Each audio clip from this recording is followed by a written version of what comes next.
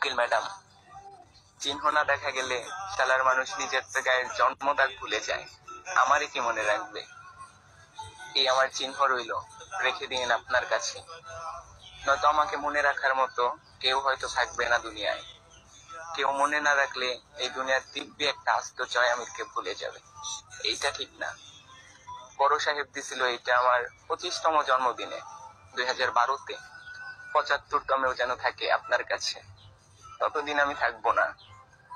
ও হ্যাঁ, এটা সেই ঘড়ি যেটা আমার হাতে ছিল সেই দিন, যেই দিন আপনার সাথে ভার্সিটির মাঠে আমার প্রথম দেখা।